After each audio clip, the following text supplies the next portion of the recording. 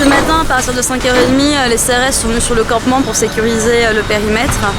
Les premiers cars sont partis, il me semble, vers les coups de 7h30, 8h. Donc 44 cars ont pris en charge les migrants. Donc selon le chef de cabinet du préfet de police, 1902 personnes ont été prises en charge et une autre personne nous a dit 1850, donc il y a toujours un petit problème sur le chiffre, hein, c'est récurrent.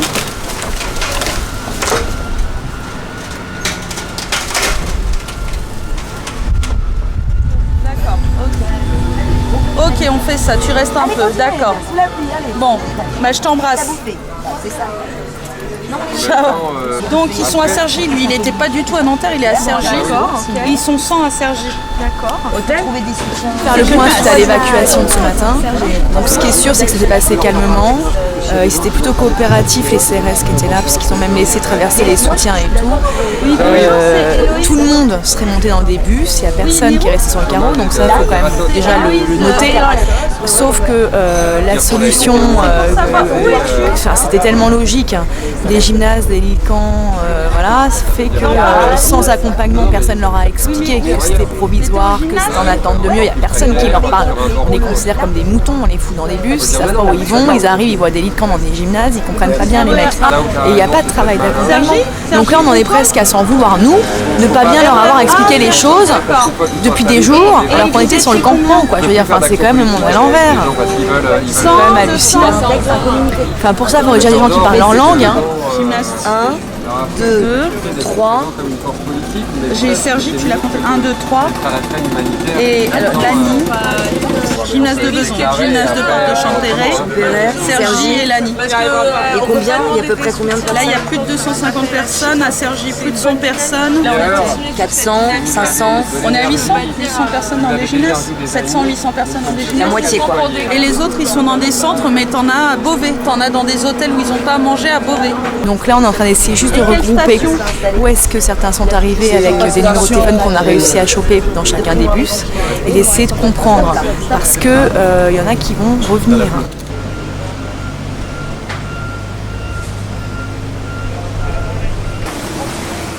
Certaines personnes sont revenues sur le campement. Donc d'une part des personnes qui ont décidé de ne pas intégrer l'hébergement d'urgence qui leur était attribué parce qu'ils étaient dans des gymnases et il n'y avait pas d'informations, donc ils ont pris peur, ils n'ont pas compris. Donc ils sont revenus là actuellement à Aeol. D'autres ont été carrément relâchés par les cars. Donc on a rencontré 6 personnes qui ont été relâchées à Gare d'Austerlitz parce qu'ils n'avaient qu'un quota de 4 personnes qui pouvaient être pris en charge. Donc là on a à peu près une cinquantaine de personnes, plus des personnes qui avaient des rendez-vous à la préf ou chez des médecins qui n'ont pas été prises en charge. Donc d'ici ce soir on s'attend à avoir 100 personnes revenir sur le campement. Ça c'est quoi?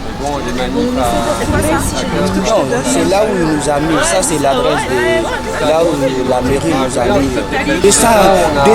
Celui qui est à côté de moi, son 8, c'est 232.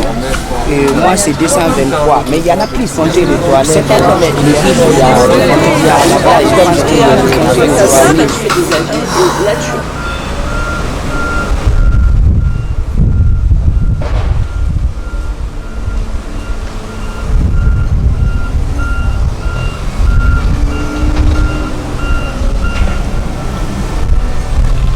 Ce campement va être nettoyé.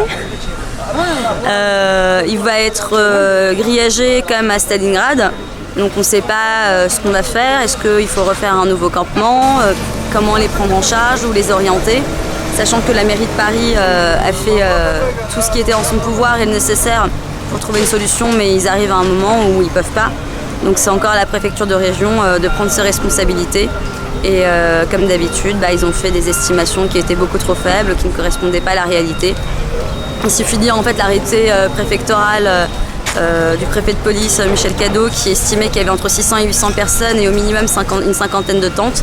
On ne sait pas comment cette physionomie est faite parce que finalement ils ont évacué 1000 personnes en plus vu qu'ils étaient au minimum 1850 et au maximum 1902. Donc situation morose, même si l'évacuation s'est quand même très bien passée, les CRS étaient très sympas, beaucoup d'élus étaient sur place donc ça a quand même permis à ce que ça se passe bien, même très bien. Il n'y a pas eu des mouvements de foule, pas de bagarre ou de frustration. Mais la fin est terrible parce qu'on a quand même des personnes qui sont là sur le campement et on ne sait pas quoi faire.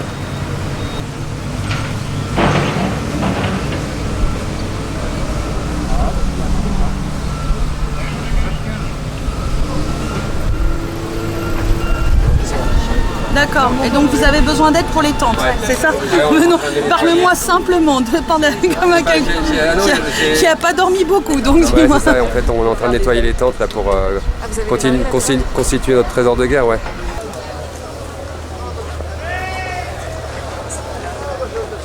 Donc maintenant, oui, la mairie de Paris, je pense, utilise des soutiens comme éléments, peut-être pas comme des pions, mais comme éléments perturbateurs pour faire pression à la préfecture de région et de fait à l'État. Et moi, si je pouvais souligner quelque chose, c'est que les soutiens, c'est des gens qui passent énormément de temps et c'est pas des fracassés en fait. C'est l'image que les médias veulent nous donner de nous, veulent faire passer. C'est l'image que Carenco, et j'ai pas honte de le dire, mais le préfet Carenco veut faire passer. Nous, on a nos vies en fait. On est juste solidaires de cette cause parce qu'à un moment X ou Y, on a une histoire personnelle, une envie, une affinité, des principes, des valeurs qui font qu'on dit non, c'est pas possible, on peut pas accepter que des milliers de gens vivent dans la rue.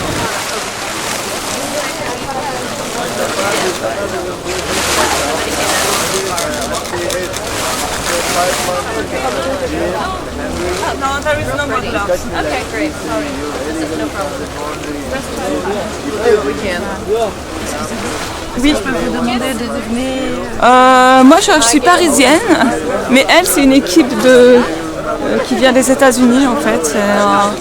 Elles sont venues 2 semaines en France pour aider là où il y a besoin d'aide.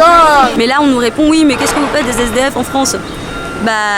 Les SDF en France, mine de rien, avec les Restos du Cœur, avec les maraudes de la mairie de Paris, entre autres, on pouvait les aider, mais ces réfugiés-là, personne ne les voit en fait.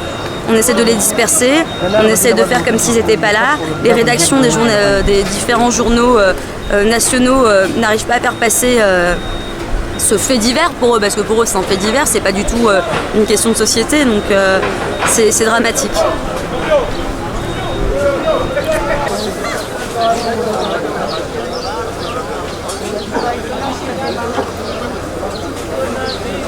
La perspective de tout ça, c'est un nouveau camp. Malheureusement, oui. T'as pas le choix. La perspective de tout ça, c'est un nouveau campement. Sinon, c'est des gens dans la rue dispersés, en fait. Ouais, et c'est donc dangereux parce que quand t'es dispersé, t'es à la merci de... Et d'autres, il y a eu de nombreuses OQTF, l'extrême droite a tagué là dernièrement dans le quartier. Ah ouais. Et sachant qu'il y a une opération apparemment de police qui est en cours qui s'appelle Opération OQTF. C'est assez propice aux arrestations et au placement en crainte. Où est-ce que les gens vont?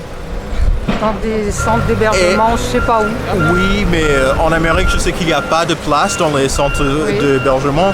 Je suis certain qu'ici, c'est pareil. Donc, c'est temporaire encore. Donc, ils vont où? Est-ce que l'État est concerné ou est-ce que ces gens vont pour dormir, pour manger, je ne sais pas quoi? On est tout à fait dépassé par le problème. Oui. Je crois que c'est ça. On ne sait pas gérer ça, c'est énorme. Mais c'est quand même dramatique de voir... C'est très dramatique parce qu'il y avait autant de monde hier. Oui, c'était noir de monde. Moi, j'ai jamais vu autant de monde. Rassemblé dans un si petit espace. Et puis, il y avait...